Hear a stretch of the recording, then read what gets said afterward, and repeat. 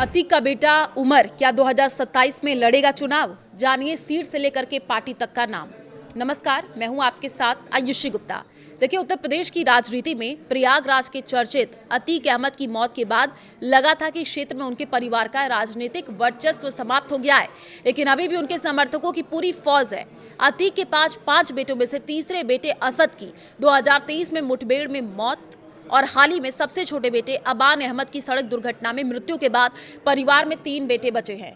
प्रयागराज के राजनीतिक गलियारों में ये चर्चा तेज हो गई है कि जेल में बंद उमर और अली आने वाले समय में अतीक की राजनीतिक विरासत को संभालने के लिए चुनावी मैदान में उतर सकते हैं। अतीक अहमद के सबसे छोटे बेटे अबान अहमद की सड़क हादसे में मौत हो गई है। आपको बता दें कि कसारी मसारी कब्रिस्तान में सुपुर्दे खाक किया गया। अंतिम संस्कार में शामिल होने के लिए हाईकोर्ट से कस्टडी पैरोल पर आए लखनऊ जेल में बंद बड़े बेटे उमर और झांसी जेल में बंद अली अहमद की गले मिलते हुए भावुक तस्वीरें सामने आईं।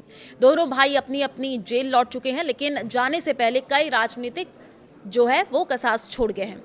अबान के जनाजे में भारी भीड़ उमड़ी। चर्चा है कि ये भीड़ केवल अंतिम विदाई देने नहीं बल्कि अतीक की राजनीतिक विरासत को संभालने का आग्रह करने पहुंची थी। इसके बाद से ही उमर के चुनाव लड़ने की अटकलें लगाई जाने लगी हैं। ऐसे में सवाल उठ रहा है कि यदि उमर चुनाव लड़ते हैं तो उनकी सीट कौन सी होगी और वे किस पार्टी के बैनर तले मैदान में उतरेंगे। ओवैसी को भेजा पैगाम और एआईएमआईएम से जुड़ाव। उमर के चुनाव लड़ने की चर्चाएं उस समय और तेज हुई जब जनाजे के बाद कसारी मसारी कब्रिस्तान में उमर ने अपने छोटे भाई के जनाजे की नमाज पढ़ाई। इसके बाद जब दोनों भाई वापस लौट रहे थे तब मस्जिद में असुद्दीन ओवैसी की पार्टी एआईएमआईएम के प्रदेश अध्यक्ष शौकत अली ने उनसे मुलाकात हुई। इस दौरान उमर और अली ने ओवैसी के लिए अपना सलाम और पैगाम भेजा। एआईएमआईएम के प्रदेश अध्यक्ष शौकत अली ने पुष्टि की है कि अतीक का परिवार आज भी एआईएमआईएम से जुड़ा हुआ है। हालांकि चुनाव लड़ने के सवाल पर शौकत अली ने कहा कि फिलहाल ऐसी कोई बात नहीं हुई है और न ही परिवार ने इस पर कोई चर्चा की है, लेकिन पार्टी अतीक परिवार के साथ खड़ी है। एआईएमआईएम के प्रयागराज महानगर अध्यक्ष अफसर महमूद ने कहा कि यदि अतीक के परिवार से कोई चुनाव लड़ना चाहता है तो पार्टी उसका स्वागत करेगी। उन्होंने याद दिलाया कि 2022 में गुजरात जेल में बंद अतीक अहमद ने परिवार समेत एआईएमआईएम का दामन थामा था। उनकी पत्नी शाइस्ता परवीन ने लखनऊ में बकायदा ओवैसी के मंच पर पार्टी की सदस्यता ली थी। हालांकि बाद में शाइस्ता ने पार्टी छोड़ दी थी, लेकिन परिवार के अन्य लोग आज भी पार्टी से जुड़े हैं। एआईएमआईएम लीगल सेल के अध्यक्ष उसामा नदवी ने भी कहा, यदि परिवार से कोई चुनाव लड़ना चाहेगा तो पार्टी उन्हें पूरा समर्थन देकर के चुनावी मैदान में उतारेगी। पल्लवी पटेल से मुलाकात और सियासी समीकरण।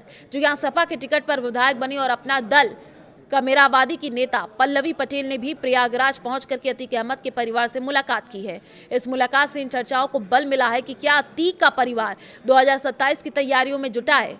हालांकि पल्लवी पटेल ने इस संबंध में कोई आधिकारिक बयान नहीं दिया है, लेकिन अतीक अहमद के डॉक्टर सुनीलाल पटेल से पुराने संबंध रहे हैं।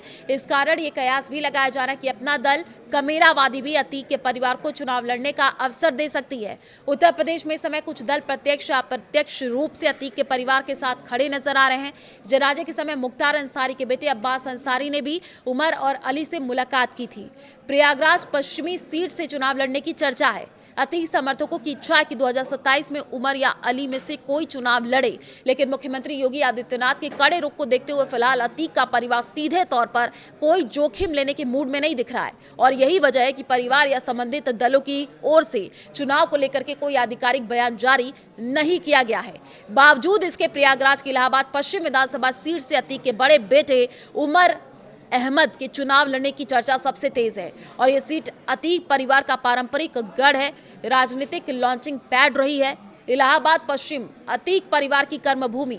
अतीक अहमद ने 1989 में निर्दलीय प्रत्याशी के रूप में पहली बार इलाहाबाद पश्चिम सीट से चुनाव जीत करके अपने राजनीतिक सफर की शुरुआत की थी। इसके बाद वो 1991 और 1993 में भी इसी सीट से निर्दलीय विधायक चुने गए।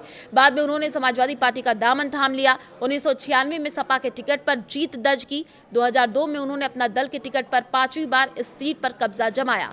2004 में अतीक अहमद सपा के टिकट पर फूलपुर से सांसद चुने गए, जिसके बाद उन्होंने इलाहाबाद पश्चिम सीट से इस्तीफा दे दिया। इसके बाद हुए उपचुनाव में अतीक के भाई अशरफ सपा के प्रत्याशी थे, लेकिन बीएसपी के राजू पाल ने उन्हें हरा करके जीत हासिल की। यह अतीक के लिए बड़ा राजनीतिक झटका था। इसके कुछ ही समय बाद राजू पाल की हत्या हो गई। 2005 के उपचुनाव में अशरफ जीत दर्ज करने में सफल रहे, लेकिन उसके बाद से अतीक का परिवार इस सीट पर जीत हासिल नहीं कर सका। अब 2027 में उमर अहमद की इसी पारंपरिक सीट से चुनावी मैदान में उतरने की चर्चाएं जोरों पर हैं। प्रयागराज पश्चिमी सीट का समीकरण भी उमर के लिए सियासी तौर पर मुफीद माना जा रहा है।